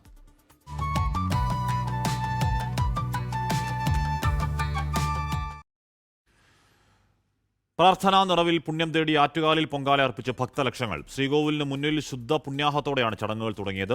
അല്പസമയത്തിനകം നിവേദ്യ സമർപ്പണത്തിന് തുടക്കമാകും. പൊങ്കാല മഹോത്സവം നാളെ സമാപിക്കും. നീണ്ട ഒരു വർഷത്തെ കാത്തിരിപ്പിന് ശേഷം ഭക്തജനലക്ഷങ്ങൾ ആറ്റുകാലമ്മയ്ക്ക് പൊങ്കാല സമർപ്പിച്ചു. കഴിഞ്ഞ വർഷത്തേക്കാൾ കൂടുതൽ ഭക്തജനങ്ങൾ ഇത്തവണ എത്തിയെന്നാണ് കണക്ക്. മന്ത്രിമാരായ V N Vasavan, V Sivankutty, G R Anil, BJP. സംസ്ഥാന അധ്യക്ഷൻ രാജീവ് ചന്ദ്രശേഖർ, കോൺഗ്രസ് നേതാവ് കെ മുരളീധരൻ തുടങ്ങിയവർ ക്ഷേത്രസന്നിധിയിലെ ചടങ്ങിന് സാക്ഷികളായി. ഞാൻ സ്ഥിരം വരുന്ന ആളാണ്. ഇത്തവണ തിരക്ക് കൂടുന്നുണ്ട്. കഴിഞ്ഞ വർഷം മുതൽ തിരക്ക് കൂടുതലാണ്. പ്രത്യേകിച്ച് വടക്കൻ കേരളത്തിൽ നിന്ന് കുറെ ആളുകൾ ഇപ്പോൾ സ്ഥിരമായിട്ട് വരുന്നുണ്ട്. തമ്പാനൂർ റെയിൽവേ സ്റ്റേഷൻ, സെക്രട്ടേറിയറ്റ് തുടങ്ങി നഗരത്തിന്റെ വിവിധയിടങ്ങളിലും ഭക്തർ പൊങ്കാലയിട്ടു. ഇവിടെ ഒന്നാമത് പ്രാർത്ഥിക്കുന്നത് യുദ്ധമെല്ലാം പെട്ടെന്ന് കഴിയണേ എന്നുള്ളതാണ്. അതാണ് ഏറ്റവും വലിയ പ്രാർത്ഥന. എല്ലാവർക്കും സുഖമായിരിക്കട്ടെ എന്നുള്ളത് ലോകാസമസ്ത സുഖിനോ പോകുന്നത്. ഇത്തവണ ഒരുപാട് പ്രാർത്ഥനയുണ്ട്. ഒന്നല്ല, ഒരുപാടുണ്ട്. അത് ദേവിയോട് മാത്രം പറയാനായിട്ടുള്ള പ്രാർത്ഥനയാണ്. 2:15 നൈവേദ്യ ചടങ്ങുകൾ. തീർത്ഥം തെളിയിക്കുന്നതിനായി നഗരത്തിന്റെ വിവിധ ഭാഗങ്ങളിൽ 350-ലധികം പൂജാരിമാരെ നിയോഗിച്ചിട്ടുണ്ട്. ചന്ദ്രഗ്രഹണമായതിനാൽ ഇന്ന് 3:10 മുതൽ 7 മണി വരെ ദർശനമുണ്ടായിരിക്കില്ല. മാർച്ച് 5 പുലർച്ചെ നടക്കുന്ന കുരുതി തർപ്പണത്തോടെയാണ് 10 ദിവസം നീണ്ട പൊങ്കാല മഹോത്സവം സമാപിക്കുക. 24 തിരുവനന്തപുരം. തലസ്ഥാന നഗരിയിൽ നിന്നും പൊങ്കാല വിശേഷങ്ങളുമായി 24 പ്രതിനിധികൾ ചേരുന്നു. സ്മിത ഹരിദാസ്, സൂര്യഗായത്രി, ലിഡിയ ജേക്കബ് എന്നിവർ ഏറ്റവും പുതിയ. ആദ്യം സ്മിതയിലേക്കാണ്. സ്മിത, വിളിച്ചാൽ വിളിയേക്കുന്ന ദേവി എന്നാണ് ഭക്തരുടെ വിശ്വാസം. ഏതെങ്കിലും കാര്യസാധ്യത്തിനായി പൊങ്കാലയിട്ടാൽ അത് ഉറപ്പായി നടക്കുമെന്നാണ് അവരുടെ വിശ്വാസം. പ്രാർത്ഥനാഭരിതമായ മനസ്സുമായി ഇപ്പോൾ നിവേദ്യത്തിനായുള്ള കാത്തിരിപ്പിലാണ് ലക്ഷങ്ങൾ. സ്മിത. അതെ ഹാഷ്മി, നിവേദ്യത്തിനായിട്ടുള്ള കാത്തിരിപ്പ് അവസാനിക്കാൻ ഇനി ഏതാനും നിമിഷങ്ങൾ മാത്രമേ ബാക്കിയുള്ളൂ. കൃത്യം 2:10 നിവേദ്യം. അതോടുകൂടിയാണ് ആറ്റുകാലിലെ പൊങ്കാല സമർപ്പണം. അത് ആ ഒരു കൃത്യമായിട്ടുള്ള ഒരു ചടങ്ങ്, ആ വഴിപാട് അത് പൂർത്തിയാകണമെങ്കിൽ ഈ നിവേദ്യം കൂടി കഴിയണം. ഇപ്പോൾ 2 മണി കഴിഞ്ഞ് അല്പസമയം കഴിയുമ്പോഴേക്കും ശ്രീകോവിലിൽ നിന്ന് തീർത്ഥവുമായി മേൽശാന്തി എത്തുന്നു. ഇവിടെ ഭണ്ഡാര അടുപ്പിലെ പൊങ്കാലയിൽ നിവേദിക്കാൻ വെച്ചിരിക്കുന്ന പൊങ്കാലയിൽ ആ തീർത്ഥം തളിക്കുന്നു. അതോടെ ആ ഒരു ചടങ്ങ് തുടങ്ങുകയാണ്. പിന്നീട് ഒരു 350 പൂജാരികളാണ് ഇത്തവണയുള്ളത്. എല്ലാ നാനാഭാഗത്തേക്കും പോയി ഭക്തരുടെ പൊങ്കാലയിൽ ഈ തീർത്ഥം തളിക്കുന്നതോടെ ആ നിവേദ്യ സമർപ്പണം പൂർത്തിയാകുന്നു എന്നുള്ളതാണ്. അപ്പോൾ അതിനുവേണ്ടി കാത്തിരിക്കുന്ന സമയത്ത് ഇതാ നമുക്ക് ഈ ദൃശ്യങ്ങളിൽ നിന്ന് കാണാം. ഇപ്പോഴും ഇങ്ങനെ നീണ്ടു പോകുന്ന നിരയുണ്ട് ദേവിയെ കണ്ട് തൊഴാൻ വേണ്ടി. ഇനി അല്പസമയം കൂടിയുള്ളൂ ദേവിയെ. ഇന്നിപ്പോൾ ദേവി ദർശനത്തിന് 3:10 കൃത്യം 3:10 നടയടയ്ക്കും. അതിനുശേഷം രാത്രി 7 മണിക്ക് മാത്രമേ നട തുറക്കൂ. ചന്ദ്രഗ്രഹണം കാരണമാണത്. അപ്പോൾ അതിനുള്ളിൽ ദേവിയെ കണ്ട് ദർശിച്ച് വന്ന് നിവേദ്യം പൂർത്തിയാകുന്നതിന് വേണ്ടിയുള്ള കാത്തിരിപ്പാണ് നമ്മൾ കണ്ട ഇന്നലെ രാവിലെ മുതൽ കാണുന്ന ഒരു അഭൂതപൂർവമായ തിരക്കുണ്ട്. ആ തിരക്കിന് ഇതുവരെ ഒരു ശമനം ഉണ്ടായിട്ടില്ല. ഇന്നിപ്പോൾ നിവേദ്യ സമർപ്പണം കഴിയുമ്പോഴാണ് ഭക്തർ ദൂരദേശങ്ങളിൽ നിന്ന് വരെ വന്നിട്ടുള്ള ഭക്തർ വീടുകളിലേക്ക് മടങ്ങുക. അതായിപ്പോൾ കാണുന്നത് ഭണ്ഡാര അടുപ്പിലെ പൊങ്കാല നിവേദ്യത്തിനായി, അത് ആ തീർത്ഥം തളിക്കുന്ന ആ ചടങ്ങിനായി കാത്തിരിക്കുന്നതാണ്. അതിനപ്പുറത്ത് പച്ചപ്പന്തലിൽ തോറ്റംപാട്ട് പാടുന്ന കലാകാരന്മാരുണ്ട്. ഒപ്പം മധുവാശാനുണ്ട് എവിടെയോ. അദ്ദേഹമാണ് വർഷങ്ങളായിട്ട് തോറ്റംപാട്ട് പാടുന്നത്. അത് കാലാകാലങ്ങളായിട്ട് തലമുറകളായിട്ട് പകർന്നു വരുന്നതാണ്. വായ്മൊഴിയാണ്. അത് അതെവിടെയും കൂടിയാണ് നിവേദ്യം. അതിനുവേണ്ടിയുള്ള കാത്തിരിപ്പിലാണ് അവിടെ ഈ ഭക്തലക്ഷങ്ങൾ. സൂര്യകാലത്തോട് ചേർന്ന് സൂര്യ, പൊങ്കാല ചടങ്ങുകൾ പൂർത്തിയായാൽ വിസ്മയകരമായി വളരെ വേഗത്തിൽ നഗരം പഴയപടിയാക്കുന്ന ഒരു മെക്കാനിസം തിരുവനന്തപുരം നഗരത്തിലുണ്ട്. അത് കാലാകാലങ്ങൾ ഉള്ളതാണ്. ആകെയുണ്ടായ മാറ്റം ഒരു ഭരണമാറ്റമാണ്. ഭരണമാറ്റം ഒന്നും അതിനെ ബാധിക്കേണ്ട കാര്യമില്ല. അതുപോട്ടെ, ഇത് കഴിഞ്ഞുള്ള കാര്യമാണല്ലോ. എന്താണ് സൂര്യകാലത്ത് നിൽക്കുന്നത്? ഇപ്പോൾ എവിടെയാണ്? ഭക്തലക്ഷങ്ങളുടെ മനസ്സിൽ ഭക്തി മാത്രമേ ഇപ്പോഴുള്ളൂ.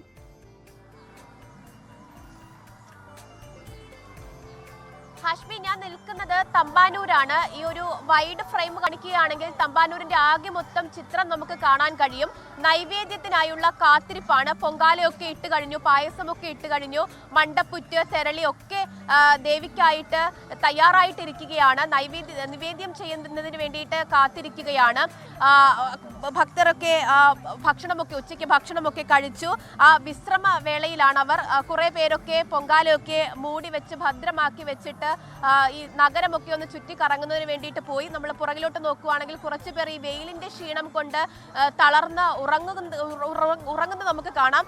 കഴിഞ്ഞ 2 ദിവസമായിട്ടൊക്കെ തമ്പാനൂരിലേക്ക് എത്തി ഇവിടെ തന്നെ താമസിക്കുന്നവരുണ്ട്. അടുപ്പ് കൂട്ടി കാത്തിരുന്ന് ഇന്നിപ്പോൾ പൊങ്കാലിട്ടവരൊക്കെ ഉണ്ട്. അവരൊക്കെ കുറച്ച് ക്ഷീണത്തിലാണ്. നിവേദ്യ സമയത്ത് എണീക്കാൻ വേണ്ടി അല്പനേരം റെസ്റ്റ് എടുക്കുകയാണ്. എന്റെ കൂടെ ഇപ്പോൾ കുറച്ച് ചേച്ചിമാരുണ്ട്. എവിടെ നിന്ന് ചേച്ചി വന്നേ? ഞാൻ കൊല്ലത്തുനിന്ന്. പൊങ്കാലയൊക്കെ ഇട്ട് കഴിഞ്ഞു. എന്തായിരുന്നു കൊടുത്ത ദേവിക്ക്? എന്താ നിവേദ്യം? നിവേദ്യം കട്ടിപ്പായസം. പായസം മാത്രമേ ഉള്ളൂ? പായസം മാത്രമേ ഉള്ളൂ. മണ്ടപ്പുറ്റി തെരളിയൊന്നും ഇല്ല. എല്ലാ വർഷവും നമ്മൾ അത് തന്നെ ചെയ്യുന്നത്. എല്ലാ കൊല്ലം വരാറുണ്ട്. ചൂട് അധികമായിരുന്നോ? ചൂട് വളരെ അധികമാണ്. പിന്നെ അത് മാത്രമല്ല, എല്ലാ വർഷത്തേക്കായും തോനെ ആളുകൾ ഇപ്രാവശ്യം ഉണ്ടായിരുന്നു. ഭയങ്കരമായ ആളാണ് ഇപ്രാവശ്യം ഉള്ളത്. എവിടെ നിന്നായിരുന്നു ചേച്ചി? കൊല്ലം. ചൂട് അധികമായോ? തളർന്നോ? ചൂട് നല്ല ചൂടുണ്ട്, എന്നാലും കുഴപ്പമില്ല. ഭക്ഷണമൊക്കെ കഴിച്ചോ? കഴിച്ചു. ചോറൊക്കെ ഉണ്ട്, ഐസ്ക്രീമൊക്കെ കഴിച്ച്, തണ്ണിമത്തമൊക്കെ കഴിച്ചു. എല്ലാം ഉണ്ട്. തണ്ണിമത്തം കിട്ടി, ഐസ്ക്രീം കിട്ടി. ചോറൊക്കെ ഉണ്ട്, ഐസ്ക്രീം ഒക്കെ കഴിച്ച് സമാധാനവും ശാന്തമായിട്ടിരിക്കുക.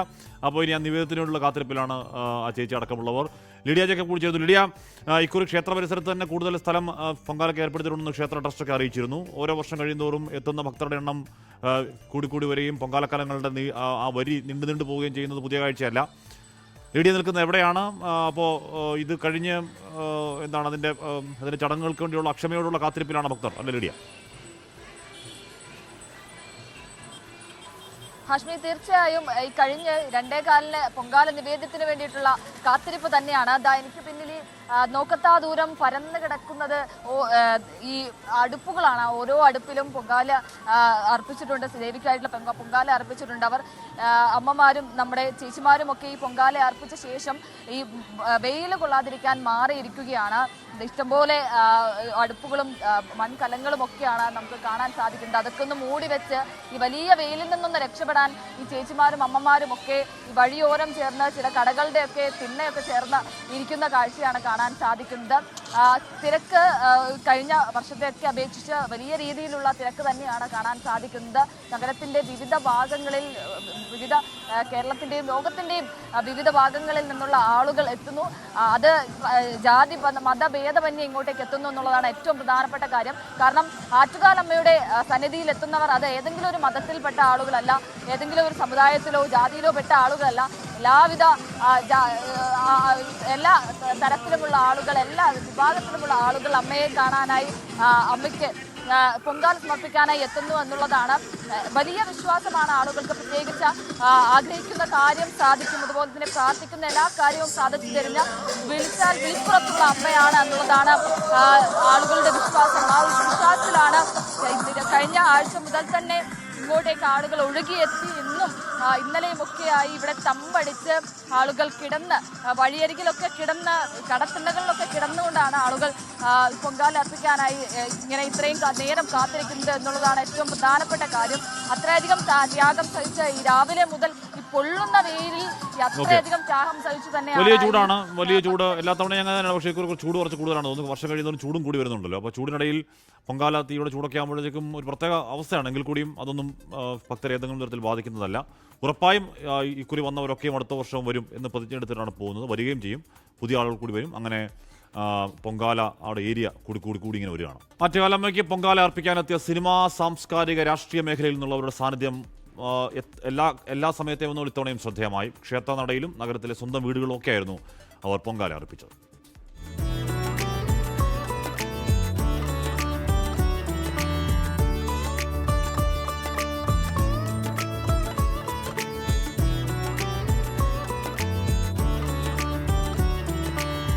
പതിവ് പോലെ ഇത്തവണയും സിനിമാ, രാഷ്ട്രീയ, സാംസ്കാരിക മേഖലയിൽ നിന്നുള്ള നിരവധി പേരാണ് ആറ്റുകാലമ്മയ്ക്ക് പൊങ്കാല അർപ്പിക്കാനെത്തിയത്. പ്രതിപക്ഷ നേതാവ് വി.ഡി. സതീശനൊപ്പം മകൾ ഉണ്ണിമായ ഔദ്യോഗിക വസതിയിൽ പൊങ്കാല അർപ്പിച്ചു. എല്ലാവരും കൂടി ഒരുമിച്ച് അത് ഭംഗിയാക്കി ചെയ്തു കൊടുക്കുക എന്നുള്ളതല്ല ഇത്തരം ഘട്ടങ്ങൾ വരുമ്പോൾ. ഇതൊരു ഫെസ്റ്റിവൽ അല്ല, ആഘോഷമല്ലേ. ഗവർണർ രാജേന്ദ്ര വിശ്വനാഥ് അർലേക്കറുടെ പത്നി മേഘ അർലേക്കർ ലോക്ഭവന് മുന്നിൽ പൊങ്കാല അർപ്പിച്ചു. കോൺഗ്രസ് നേതാവ് ദീപാദാസ് മുൻഷി, കേന്ദ്രമന്ത്രി ശോഭ കരന്തലജെ, ദിവ്യ എസ് അയ്യർ എന്നിവരും പൊങ്കാലയിടാനെത്തി. പ്രത്യേക ആവശ്യങ്ങളും നിവേദനങ്ങളും ഒന്നും നൽകാറില്ല. എല്ലാവർക്കും ആരോഗ്യവും ഐശ്വര്യവും നിറയെ സ്നേഹവും നൽകണം എന്നുള്ളത് മാത്രമാണ് എന്നും പ്രാർത്ഥന. ഇന്നും അത് തന്നെയാണ്. സിനിമാ താരങ്ങളായ അതിഥി രവി, ചിപ്പി, ജലജ എന്നിവരുടെ സാന്നിധ്യവും ശ്രദ്ധേയമായി. എനിക്ക് എത്ര വർഷമായെന്ന് ചോദിച്ചാൽ സത്യമായിട്ടും എനിക്ക് അറിയില്ല. ഞാൻ ഒരുപാട് വർഷമായിട്ട് ഇടുന്നുണ്ട്. അപ്പോൾ എൻ്റെ സ്കൂൾ സമയം തൊട്ട് ഞാൻ ഇടുന്നതാണ്. പിന്നെ എല്ലാ വർഷവും ഇടാൻ പറ്റുന്നുണ്ട്. ഇടണം എന്ന് ഒരുപാട് പ്രാർത്ഥനയോടുകൂടിയാണ് അമ്മയുടെ അടുത്ത് പൊങ്കാല ഇടാൻ വരുന്നത്. ആദ്യമായിട്ടാണ് ആറ്റുകാല അമ്മയ്ക്ക് ഇങ്ങനെ പൊങ്കാല ഇടുന്നത്. ഫസ്റ്റ് ടൈമാണ്. സന്തോഷം ഇങ്ങനെ ഒരു പൊങ്കാല ഇടാൻ കഴിയുന്നത്. ഞാൻ കുറേ കണ്ടിട്ടുണ്ടെങ്കിലും ഈ വർഷം ഇങ്ങനെ എല്ലാവരും ഒത്ത് ചേരാൻ പറ്റിയത് തന്നെ വലിയൊരു സന്തോഷം. ഇടാൻ പറ്റുന്നതും വലിയൊരു സന്തോഷമായിട്ടാണ് കാണുന്നത്. ഭാഗ്യമായിട്ട് കരുതുന്നു. എല്ലാവർക്കും നല്ലത് വരട്ടെ. അപ്പം എല്ലാവർക്കും വന്നാൽ നമുക്കും വരുമല്ലോ. ഒന്നാമത്തെ ഇപ്പോൾ ഒരു യുദ്ധഭീതിയും അങ്ങനെയൊക്കെ ആയിട്ടിരിക്കുകയല്ലേ. ലോകസമാധാനം വരട്ടെ എന്നുള്ള പ്രാർത്ഥന തന്നെയാണ്. കേന്ദ്രമന്ത്രി സുരേഷ് ഗോപിയുടെ ഭാര്യ രാധിക സുരേഷും സിനിമാ താരം ബിന്ദുജ മേനോനും അമ്മ പത്മശ്രീ വിമല മേനോനും വീട്ടിലാണ് പൊങ്കാലയർപ്പിച്ചത്. 24 തിരുവനന്തപുരം. മാർച്ച് 8 വനിതാ ദിനം ആചരിക്കുന്നത്. എന്നാൽ ആറ്റുകാൽ പൊങ്കാല ദിനമാണ് യഥാർത്ഥ വിമൻസ് ഡേ എന്ന് കേന്ദ്ര സഹമന്ത്രി ശോഭ കരന്തലജെ 24 പറഞ്ഞു. കേന്ദ്രമന്ത്രി ശോഭ കരന്തലജയും ഇപ്രാവശ്യത്തെ പൊങ്കാല അർപ്പിക്കാനായി എത്തിയിട്ടുണ്ട്. ഇപ്പോൾ പൊങ്കാല പായസം ഇട്ടുകൊണ്ടിരിക്കുകയാണ് മന്ത്രി. മാം, are you for the first time? I'm coming for second time, but preparing Pongala for the first time. I'm feeling very happy and very proud because this is the festival of women of Kerala, and proud women of Kerala. That's why I'm feeling very happy and proud and participating with them. And all Thiruvananthapuram with Mahila today, women today, and very spiritually they are preparing Pongala, and I am also participating here with them. Ma'am, around 40 lakhs of women are participating in this, and you are one of them. And how are you feeling about the participation of women, especially? This is a festival of women. Scientifically, like technically, we are celebrating on March 8th, Women's Day. But real Women's Day is here today, and this is the day for women of Kerala. That is women. ഒമാനിലെ ദുഃഖം തുറമുഖത്ത് വീണ്ടും drone ആക്രമണം. എണ്ണ ടാങ്കറിന് നേരെയാണ് ആക്രമണം ഉണ്ടായത്. ആക്രമണത്തെ ഒമാൻ അപലപിച്ചു. മുഹമ്മദ് റഹീസ് ചേരുന്നു. റഹീസ്, ആദ്യം ഉണ്ടായതിനെ പോലെ തന്നെയാണോ അതോ അതിന് കുറച്ചുകൂടി തീവ്രമായ ഡ്രോൺ ആക്രമണമാണ് ഇക്കുറി ഉണ്ടായത്? റഹീസ്, അശ്മി, നിലവിൽ വരുന്ന വിവരങ്ങൾ അനുസരിച്ച് ആദ്യം ഉണ്ടായത് അത്ര തീവ്രത ഇല്ലാത്ത ആക്രമണമാണ് ഉണ്ടായതെന്നാണ് ഈ ഘട്ടത്തിൽ ഒമാനിൽ നിന്ന് അധികൃതർ നൽകുന്ന വിവരവും. ആദ്യഘട്ടത്തിലും ആദ്യം പുറത്തു വന്നിരുന്നത് ഈ ആക്രമണം നടന്ന ശേഷം വലിയ ആക്രമണമല്ല എന്നുള്ള വിവരമായിരുന്നു. പിന്നീടാണ് ആക്രമണം വലിയ ആക്രമണമാണ് എന്നുള്ള രീതിയിൽ വിവരങ്ങൾ പുറത്തു വന്നത്. എന്തായാലും ആദ്യഘട്ടത്തിൽ ഈ വിവരങ്ങൾ പുറത്തു വരുമ്പോൾ അത് അത്ര വലിയ ആക്രമണമല്ല. പക്ഷേ എന്തായാലും ഈ ദുഃഖം തുറമുഖത്തേക്ക് വീണ്ടും ആക്രമണം ഉണ്ടായിരിക്കുകയാണ്. ഇത് രണ്ടാം തവണയാണ് ഒരേ സ്ഥലത്തേക്ക് തന്നെ ആക്രമണം ഉണ്ടായിരിക്കുന്നത്. മാത്രമല്ല, ഈ തുറമുഖങ്ങൾ കേന്ദ്രീകരിച്ചുകൊണ്ടുള്ള ആക്രമണവും ഒപ്പം തന്നെ ഒമാനെതിരെയുള്ള ആക്രമണവും ആ നിലയ്ക്ക് കൂടി ഇതിനെ കാണുമ്പോഴേക്കും അതിന്റെ ഒരു പ്രസക്തി വളരെ വലുതാവുകയാണ്. എന്തായാലും ഒമാനെ ആക്രമിക്കുന്നത് നിർത്താൻ ഉദ്ദേശമില്ല എന്ന് തന്നെയാണ് ഇറാൻ വ്യക്തമാക്കുന്നത്. അത് സമ്മർദ്ദതന്ത്രമായിട്ട് ഒമാനെ കൂടെ ചേർത്ത് തങ്ങൾക്ക് അനുകൂലമായ നിലയിലേക്ക് GCC രാജ്യങ്ങളെ കൊണ്ട് സംസാരിപ്പിക്കുക എന്നുള്ള ലക്ഷ്യമാണോ അതോ അതിനപ്പുറത്തേക്ക് ഒരു നിലവിട്ട രീതിയിലുള്ള ഒരു ആക്രമണമാണോ എന്നറിയില്ല. പക്ഷെ മറ്റ് ഈ സൗദി അറേബ്യയിൽ രാവിലെ തന്നെ വലിയ തോതിലുള്ള ആക്രമണം ഉണ്ടായിരുന്നു. പക്ഷേ ഇതൊക്കെ ഒഴികെ ഈ രണ്ട് രാജ്യങ്ങൾ ഒഴികെ ബാക്കി ഗൾഫ് രാജ്യങ്ങളിൽ ഇന്ന് ആക്രമണം വലിയ തോതിൽ ഉണ്ടായിട്ടില്ല. രാവിലെ വെളുപ്പിനെ ഉണ്ടായ ആക്രമണം ഒഴിച്ചു നിർത്തി കഴിഞ്ഞാൽ വലിയ തോതിൽ കാര്യമായിട്ടുള്ള പ്രശ്നങ്ങളൊന്നും തന്നെ ഇതുവരെ ഉണ്ടായിട്ടില്ല എന്നുള്ളത് ഉറപ്പാണ്. അപ്പോൾ ആ നിലയ്ക്ക് കൂടി കാര്യങ്ങൾ പോവുകയാണ്. എന്തായാലും ഈ ആക്രമണ പരമ്പര ഒരു വശത്ത് ഇങ്ങനെ നിൽക്കുമ്പോഴേക്കും ദുബായ് അല്ലെങ്കിൽ UAE അവർ മുൻകരുതലുകൾ ഒന്നുകൂടി ശക്തിപ്പെടുത്തുകയാണ്. ഈ നേരത്തെ ഈ ടൂറിസം സ്ഥലങ്ങളിൽ വിനോദസഞ്ചാര കേന്ദ്രങ്ങളിലൊക്കെ ഇന്ന് വരെ അടച്ചിടാൻ തീരുമാനിച്ചിരുന്നു. അത് 2 ദിവസത്തേക്ക് കൂടി നീട്ടിയിട്ടുണ്ട്. ആ നിലയിലേക്ക് കൂടുതൽ പ്രിക്കോഷണറി മെക്കാനിസംസ് എടുത്തുകൊണ്ട് പോവുകയാണ്. അതായത് 2 ദിവസത്തേക്ക് കൂടി എന്തായാലും ഇനി ഇത് തുറക്കാൻ ഈ പ്രധാനപ്പെട്ട വീണ്ടും ഡ്രോൺ ആക്രമണം, എണ്ണ ടാങ്കറിന് നേരെ ആക്രമണം ഉണ്ടായി. അതിൽ ഒരു ഡ്രോൺ വീണു എന്നാണ് അറിയാൻ കഴിയുന്നത്. അപ്പോൾ ഇത് രണ്ടാമത്തെ ആക്രമണമാണ്. അപ്പോൾ ഇത് ആദ്യ ആക്രമണത്തിനേക്കാൾ തീവ്രമാണോ കുറവാണോ എന്ന കാര്യമൊക്കെ അറിവാവുന്നതേ ഉള്ളൂ. റഹീസ വാർത്തയുടെ വിവരങ്ങൾ പറയുകയായിരുന്നു. ഖത്തറിന്റെ വ്യോമമേഖല താൽക്കാലികമായി അടച്ചതിനാൽ ഖത്തർ എയർവേസിന്റെ വിമാന സർവീസുകൾ താൽക്കാലികമായി നിർത്തി. കാലാവധി കഴിഞ്ഞതോ ഉടൻ അവസാനിക്കാനായതോ ആയ എല്ലാ വിഭാഗത്തിലുള്ള എൻട്രി വിസകൾ 1 മാസത്തേക്ക് കൂടി നീട്ടിയതായി ആഭ്യന്തര മന്ത്രാലയം അറിയിച്ചു. ഖത്തറിൽ നിന്നും റേഡിയോ സോനോയിലെ RJ അപ്പുണ്ണി ചേരുന്നു. അപ്പുണ്ണി, എന്താണ് നമുക്ക് അവർ നൽകുന്ന, ആഭ്യന്തര മന്ത്രാലയം നൽകുന്ന ഏറ്റവും പുതിയ നിർദ്ദേശങ്ങൾ? 2 കാര്യങ്ങളാണ് ഹാഷ്മി ഇപ്പോൾ ഉള്ളത്. നേരത്തെ ഹാഷ്മി സൂചിപ്പിച്ചതുപോലെ തന്നെ ഖത്തർ എയർവേസ് പുറത്തിറക്കിയിരിക്കുന്ന ഒരു അറിയിപ്പ് ഇങ്ങനെയാണ്. ഖത്തറിന്റെ വ്യോമ മേഖല താൽക്കാലികമായിട്ട് അടച്ചിട്ടിരിക്കുന്നതിനാൽ ഖത്തർ എയർവേസിന്റെ വിമാന സർവീസുകൾ താൽക്കാലികമായി വീണ്ടും നിർത്തിവെച്ചിരിക്കുകയാണ്. ഖത്തർ സിവിൽ ഏവിയേഷൻ അതോറിറ്റി വ്യോമ മേഖല സുരക്ഷിതമായി തുറക്കുന്നതിന് പ്രഖ്യാപിച്ചാൽ ഉടൻ ഖത്തർ എയർവേസുകൾ സർവീസുകൾ പുനരാരംഭിക്കുമെന്നാണ് ഇപ്പോൾ അവർ അറിയിച്ചിട്ടുള്ളത്. അതുമാത്രമല്ല, ഇതുമായിട്ട് ബന്ധപ്പെട്ട വിവരങ്ങൾ നാളെ, അതായത് മാർച്ച് 4-ാം തീയതി ദോഹ സമയം രാവിലെ 9 മണിയോട് കൂടിയിട്ടായിരിക്കും പിന്നീടുള്ള പ്രഖ്യാപനങ്ങൾ നടത്തുക. അതോടൊപ്പം തന്നെ യാത്രക്കാർ എപ്പോഴും ഖത്തർ എയർവേസിന്റെ qatarAirways.com എന്ന വെബ്സൈറ്റ് വഴി കാര്യങ്ങൾ പരിശോധിക്കണമെന്നും ഖത്തർ എയർവേസ് അറിയിക്കുന്നു. അതോടൊപ്പം തന്നെ മറ്റൊരു പ്രധാന അപ്ഡേറ്റ് ഖത്തറിൽ നിന്നും നൽകാനുള്ളത്, അതായത് കാലാവധി കഴിഞ്ഞതായ അല്ലെങ്കിൽ ഉടൻ അവസാനിക്കുന്നതായിട്ടുള്ള എല്ലാ വിഭാഗത്തിലുള്ള എൻട്രി വിസകളും, നമുക്കറിയാവുന്നതുപോലെ തന്നെ ഖത്തറിൽ വിസിറ്റ് വിസ, അതല്ലെങ്കിൽ ഹയ വിസ, ഇത് 2026 ഫെബ്രുവരി 28 ശനിയാഴ്ച മുതൽ പ്രാബല്യത്തിൽ വരുന്ന 1 മാസത്തേക്ക് കൂടി ഇതിന്റെ വിസ കാലാവധി നീട്ടുന്നു എന്നുള്ളതാണ്. അത് ആഭ്യന്തര മന്ത്രാലയത്തിന്റെ അറിയിപ്പാണ് ഇപ്പോൾ വന്നിരിക്കുന്നത്. അത് മാത്രമല്ല, സാഹചര്യങ്ങൾക്കനുസരിച്ച് ഈ തീയതി ഇനിയും നീട്ടി നൽകിയേക്കാം എന്നുകൂടി അറിയാൻ സാധിക്കുന്നു. Okay, thank you. RJ അപ്പുണ്ണിയാണ് ഖത്തറിൽ നിന്ന് വാർത്തയുടെ വിവരങ്ങൾ നൽകിയത്. കഴിഞ്ഞ മാസം ഖത്തറിൽ പോയിരുന്നു. അവിടെ സ്കോളേഴ്സ് ഇന്റർനാഷണൽ സ്കൂളിൻ്റെ ഒരു സ്കൂൾ ഡേയിലൊക്കെ പങ്കെടുക്കാൻ വേണ്ടി പോയിരുന്നു. അപ്പോൾ അന്ന് റേഡിയോസിനെ പോവുകയും RJ അപ്പുണ്ണിയെ കാണുകയും അപ്പുണ്ണിക്ക് ഇൻ്റർവ്യൂ ഇരിക്കുകയൊക്കെ ചെയ്തതാണ്. അപ്പുണ്ണിയൊക്കെ അവിടെ വലിയ ആരാധകരുള്ള RJ ഒക്കെയാണ് കേട്ടോ.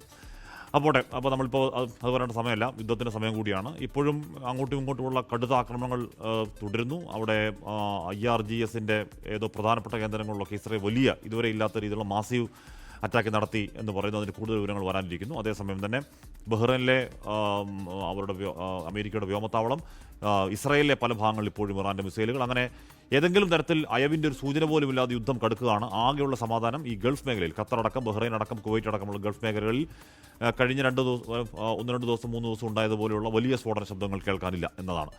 പ്രിയപ്പെട്ട പ്രേക്ഷക, വാർത്തകൾ തുടരുന്ന അല്പസമയത്തിനകം സുഹൈൽ മുഹമ്മദ് ചേരാൻ പോകുന്നു. നമുക്ക് പിന്നെ കാണാം. Good bye.